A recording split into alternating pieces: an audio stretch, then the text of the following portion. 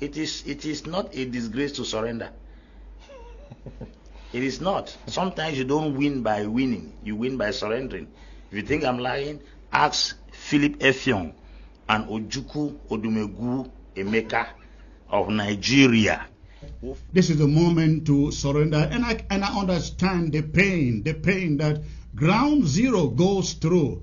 But listen, that when we were in 2016, 2017, you could see videos of at least 5,000 soldiers in Kupe Manenguba, 10,000 soldiers in Lebi Alem, 15,000 soldiers in Bui. But do we have those videos anymore? The major heads in all those associations, those groups, we had them dying one after the other, and their bodies were displayed publicly. Does that not tell us that we are engaging in some battle that we thought we could make it? But if it is not going the way we expect, let us retreat,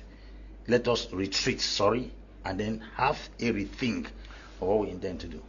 Yeah, but the momentum, from what you are saying, is different, especially from the diaspora. That many persons will not buy into the rhetoric you just shared here. It's not a rhetoric. Point of correction, Mr. Liu. It's a fact, and it's a reality on ground. I think they should leave that place called abroad and come here and take a taxi to Munya and stop. Go to Ikonya and stop. Go to Muyoka and stop. And come out with these facts.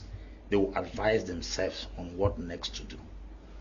Okay. Let us not sit and begin to do rocket science in our rooms by deceiving the vulnerable masses. I think it's our responsibility to tell our people it is not a disgrace to surrender.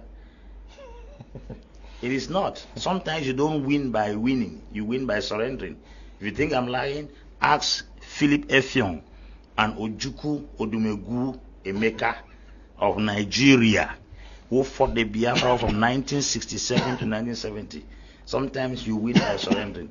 If they think I'm lying, they should ask the Tamil Tigers that fought in Sri Lanka from 1983 to 2006 for 29 years. Sometimes you don't win by winning, you win by surrendering.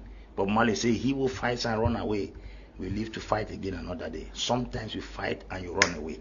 Even Elijah, who commanded fire from heaven that came down, ran away from the Jezebel, the queen, who was a witch.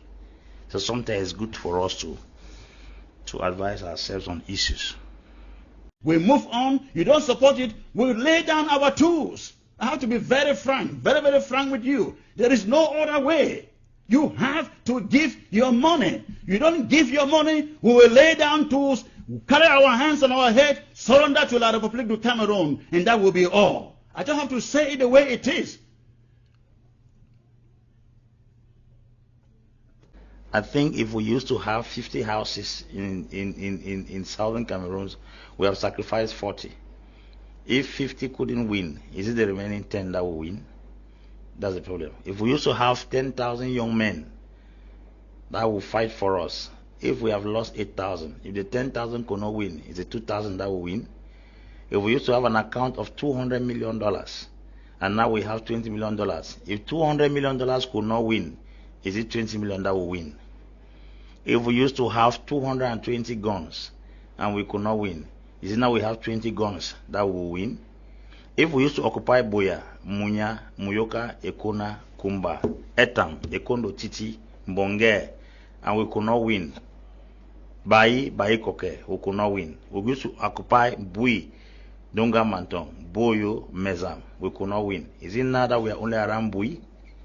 Is it now that we are only around Meme? Why did we not win or occupy all those places? It's common sense, as simple as ABC. We have to strategize and think of what next to do, which is a plan B. We had more soldiers, we had more weapons, we had more supporters in the past. Southern Cameroonians. Okay. That's I put it that way. Okay, you had soldiers. More soldiers, Southern Cameroonians, who were fighting the crisis. I'm using a generic term. I'm not trying to address individuals. Okay. Now, putting it now on a scale, we don't have soldiers in those places anymore. We don't have those guns anymore. We had more supports from people who sponsor from here and there. We don't have those support anymore. If at all we had all those support with that crowd and those guns and the people, and we occupied all of those places, because sometimes I hear that it has occurred in Munya, is in Buya, Bons, Ekona, Moyoka, Kumba, Etam, Bayi Koke, Bayi Grass, Malinde, Yoke, Munyenge, Bakakakaka. But this time around, you can spot the places where guns are. You used to see 2,000 soldiers. When the person say Bamenda has become very insecure, but you used to have 2,000 soldiers at the blow. This time around, you cannot count up to 500 at a spot.